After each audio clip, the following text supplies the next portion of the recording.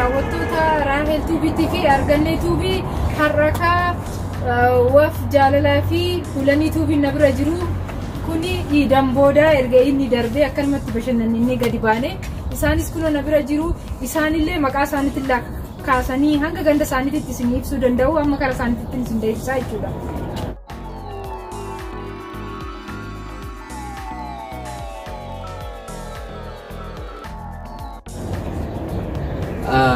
Tolega shama khawiyam tuta video jalatin tuta ilman romo hunda hum khaysanu akasuma warutna manta muslima assalamu alaykum warahmatullahi wabarakatuh baga idal fitrati lisinge barabbi warra amatu walin somane walin ge rabbi no abu sinja atumanga ali channel khana arganetu yohan Rahel tu subscribe like share godun dagatina da video isin dawatu like godaf jajjabe sadal sinja nama arti oromo hojjechu dar yero durarati argame biyan baaqi kana fuga jajjabe sana sinja damsi nan sinif qabu kana kara bolani sinda wals assalamu alaykum warahmatullahi wabarakatuh kan sinda wajja jifan o Rahel tu o arganne tu dawata jirtani arganne ngar kafani ga dawata kenya Rahel tu bi jirenya si khandabre yo kana mo kana ma khaysa jiracha jirtu kana rawayat jirenya ولما قالت جريني وان جامر رايسي قافت ودي مغا خنافو قا جريني ما اكتيني بيتني سنيس هنگا ونگا الفات جريني خنا وامي كخيسا كدا بلونا ما خنافو قا واي جريني رتي نمنه بوابي ميكا جدو دوري چابي خوفي بكمي كتلفاقا خنافو مي خنو رايل تو وستي غافي سيدا بودو ديما هاي رايل كم ايارا مي درا واي جريني biyaan baaqee sasonteen kan biyya keenya keessa akkamitti turtee barumsaanoo waa hundaanuu akkamitti sadarkaa akkamii turtee daawwattoota keenya ibsa. Ani ka maqaan kiyya Raahel Ashannaafi Fiixaan jedhama. Dhaloonni kiyya Shawaadha. Shawaa Kibba Lixaati. Mana barumsaa sadarkaa tokkoffaa hanga sadarkaa lammaffaatitti mana barumsaa Tajii Aanaa Iluutitti baradhee ergan achi xumureen booda karaa godina Walisoo mana barumsa TVT Tullu Boolootitti baradhee isas kanan baradhee waggaa 3 achi ture waggaa 3 achi kanan ture level 4 dhaanan eebbifamee achi ba'ee ergan achi ba'ee hojii xiqqoo qacarrii ummataatiin baatii 9 nan dalagee innis natti ta'uu didee achinan sanaan boodammoo oduman taa'u hiriyyaan qabaan tureeyyuu biyyan jiru kana keessa hiriyyaa tiyya sanitti bilbile hiriyyaan tiyya ka agartani ka namni yeroo biyya hambaatii dhufu fuulli isaa hin diimataa yeroo baay'ee mana keessa waan taa'uuf deebisiitii immoo aduu waan hin agarree bakka namni jireenya isaa dhibbatti gaarii sitti fakkaataa jechuudha. Isarraan kan ka'een biyya kana dhufeeni gizeen biyya kanas wanti namuu dadillee baay'een hin jiru garuu gizeen biyyatti baradhee erganee eebbifameen booda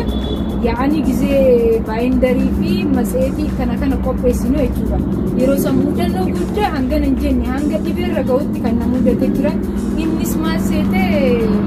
yeroo ni baradhu maallaqa guuraa turreeyyuu maallaqa mana barumsaa kan eebbaa jechuudha. Maallaqi suni maallaqa guuraa nama tokkorra birrii 280 guuraa nu nama afurii dhalaa takka dhiira lama barattootas leenjisaa tokkoo fi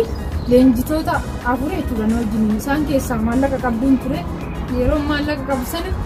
wanta si ajaa'ibu keessaa wanta inni irraafanne keessaa garuu wanta akkasiin man itti deebi'anii amma maallaqan qabaa maallaqa kana guyyaa dhuma eebbaa ga'uudha ogeenyu maallaqa 8,000 fi qarshii wayitii turreera baasee akkan baasuuf natti kennan barreessanii jechuudha. Gaafa san barreessanii natti kennan sana maallaqa qabduudha. Sila ragaa teessisee san akka keetiif akka kiyya kanatti ragaa tokko teessisee nama sanii maallaqa kennuun qabuyyuu nama deemee matseetii san baasu maala godharaan birrii hanga kanaa birrii 8,000 wayii jechuun yeroo sanitti mana bitaa jechuudha. Yaa'anii naannoo 2,300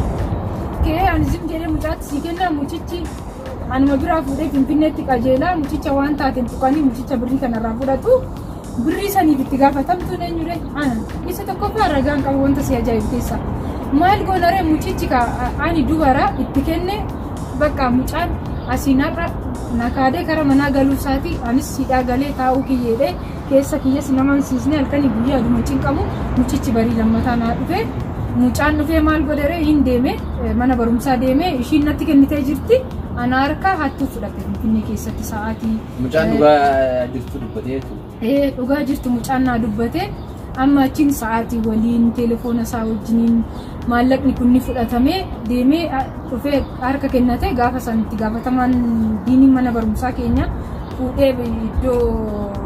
wanno waajjira poolisii geeche waajjira poolisii yoo geechu mucaan ishii irraa fuudheedhe anan hidhaa galu anan abaasee ofii isaatii galee yaadannoon inni irraa fanne keessaa akkanan na qunnamee jechuudha. Waan hedduu biraa nama malleessu waan haalaan bareedaa ta'e. Egaa namni ammaan tana akkuma beektan wanni akkanaa kun yoo si qunnamee akka mataa fayyaatti yoo na qunnamee namuma akkam onni isaarraa jabina qabu yookaan ammoo sammuu isaatirraa jabina qabuutu waan kana ati hidhamini anaatu hidhamaa jee dhugaa dubbatan amma namni ammaan tana afaan tokko yoo ta'e malee namni irra hedduun namaa dhugaa dubbachuudhaan kanaafuu yeroo san keessatti maallaqa badisan ana argaa fudhadheetiin jira arganneerra egaa ana argaa garuu hattuutu fudhatee ana argaa jedhee dhugaa jirtu dubbatee isii silaa hidhamuu deemu hidharraa baasee waan namaa ajaa'ibsiisu hayyee gaamee erga biyya hambaa kana dhufte yoo wanni akkanaa yookaan ammoo wanni biraa dabalata wanni jiru yoo jiraate fakkeenyaaf dubartiin keenya mana arabaa keessatti waan adda addaa qunnamtii iddoo jiruttis waan adda addaa qunnamee jiramoo nagaan jiraachuu moo mee maal keessa ani karabba galatoomuu waaqayyoof galata guddaan galcha yoomiyyuu galatan hangan hin jenneen qaba maaliifin mana dalagaa keessatti dararamee beeku manni nan dhaqullee mana gaariidha akka carraa ta'e jechuudha maaliifin namoota chaanaala kiyya kana hordofaniif kanaaf ani kana nawuuf gaariidha jechuun kiyya akka namoonni biyya arabaa dhufaniitiin garuu akka carraa ta'e anaaf gaariidha biyya arabaa guyyaa tokko itti gaddeen beeku jechuudha maaliifin mana gaarii na dhaqqabaa dalagaa gaarii garuu isarraan yeroon dura dhufu qilleessaa natti mijaa'uu didee biyya ho'aa na dhaqqabee na dhukkube amma baatii ja'a kana sirriitti na dhukkuba maatii kiyyatti hin himne maatii kiyyatti hoonime maatiin kiyya hassaaban na jalaa du'u agarti kan namni fagoo yaadan amma kana hundumaatti himu garuu yeroo baay'ee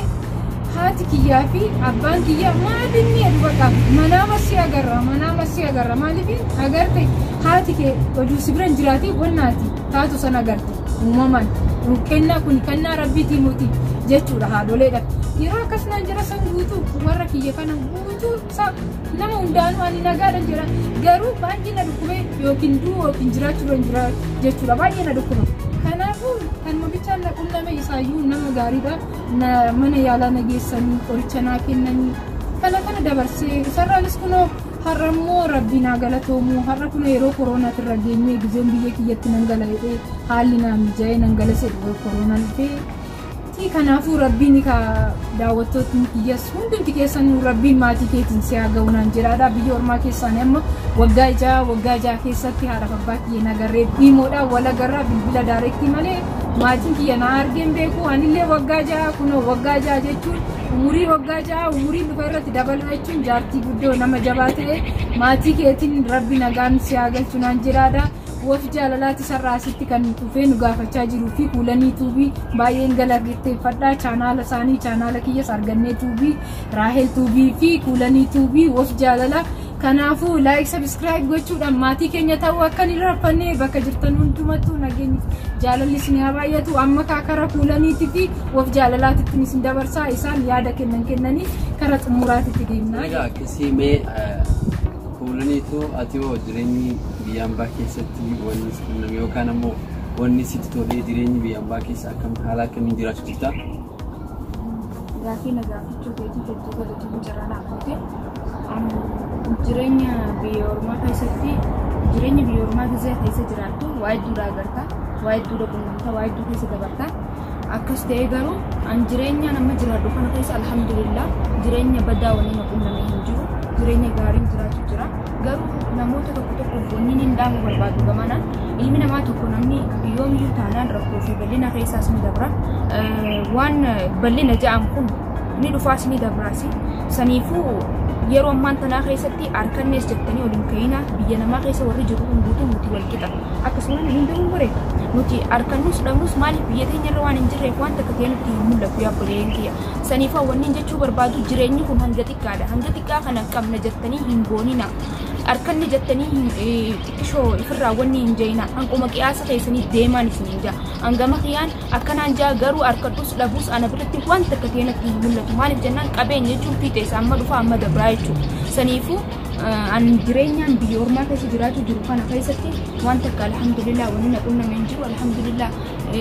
dalagaa taanaanis biyya arabaa mana arabaa keessattis eegaan kara chaanaalaa deebi'ee yuutuub banadhee yuutuub irrattis alhamdulillah waan gaggaariin haala gaariin hawlaata baan dabarsee haala gaarii irra jira yoo ganaa na qunnamte hin beeku malee alhamdulillah wanni na qunnamte tokkollee hin jiru an ifis nin galateeffadha warra qiyyaas nin galateeffadha namu hundaa warraan galateeffadha hedduun qabaa jechuudha maaliif jennaan yaani an ifitti amanummaadhaan nama ifitti amanatee iftee jiraachuun fedha yaani akkana akkasi jee if quuxeessee takka immoo if wanni godhee jiraachuu hin fedhu nama iftantee iftee jiraachuu fedhu saniifu akka hawwii teetii akka niyyaa teetii rabbi si yaa godhu jaati du'aayinaa godhaanis ni hinja akkana. akkasi akka niyyaa teetii rabbi si yaa godhu sin jenna dalagaa hawwiyootaa fi daawwattoota keenya hanga ammaan tana boladii fi argannee isiniif dhiyeessine ani garuu kanan jedhu akka jireenya biyya hambaa keessatti yookaan warri biyya hambaa keessa jirtan akka biyya hambaa keessatti umrii teessanii finne warri immoo biyya jirtan gama biyya hambaa akka hin dhufne isinii dhaaman kun yookaan immoo inni jireenya bareedaa keessa jiraatee kana nuuf dabarsaa jechuu kiyya osoo hin ta'in ani jireenyi biyya hambaa kun hedduu natti tolee osoo hin ta'in ammaaf sababni koronaadhaa naannoo tokkollee deemuu hin dandeessu kara tokkollee bahuu hin dandeessu asirraa gama alaa bahuu hin dandeessu alarraa mana biyya kana seenuu hin dandeessu waan ta'eef kanaafuu arra warrootni biyya hambaa keessa jiran hundi isaaniitu itti dhagahamaa jira maaliif osoo biyya keenya jiraannee jaanii waan hedduuf namatti dhagahamaa ture waan ta'eef kanaafuu an dhaamsuun isiniif dhaamu akka nama tokkotti kanaan duraas kanaan boodaas warri biyyatti galumaaf ta'a garuu warri biyya jirtan biyya teessanirraa akka hin baane biyya keessanirraa akka hin baane nuti illeen biyya keenyatti deebinee isinii waliin qabsoo taatus jireenya gara barbaanne isinii waliin qooddannee jireenya kana fuula duratti oofuudhaaf qophiidha inshaallah kanaaf akka nagayaan biyya keenyatti galu du'aa inni godhaadhaan isin jaa kanaafuu galatoomaadhaan isin jaa hanga viidiyoo biraatiin isinitti deebinutti arganneen waan isiniif dabarsitu salaamtaa isinii godhee xumura viidiyoo. Egaa daawwattoota keenya nu bichaaf osoo hin ta'in biyyoota biraatittis fakkeenyaaf beetii fi beeruuti irratti baay'ee kan rakkatantu jiru uummanni keenya ijoolleen keenya isaaniifillee du'aayee akka gootan waaqayyoon jireenya isaanii haa kennu biyya isaaniitti isaan haa galchu jettanii bakka jirtan hundumattuu akkasiin amantii hundaan musliimnis amantii isaaniitis kiristaannis amantii dhuma isaatiin akkasumatti du'aayee godhee fi biyyatti akka nama nu galchu yaa taanuun hundumaa rabbiin biyya keenya nu haa ga'uun jedha bakka jirtan hundumattuu nageenya isiniif haa baay'atu laayik sabskiraayib gochuu akka hin irraanfanne chaanaalota keenya sadeenuu fayyaan isinii dhaama galatooma sagantaan kiyya kanarratti xumure sagantaa biraatiin hanga isinii deebi'utti nagaan na turaadha fayyaa ta'a.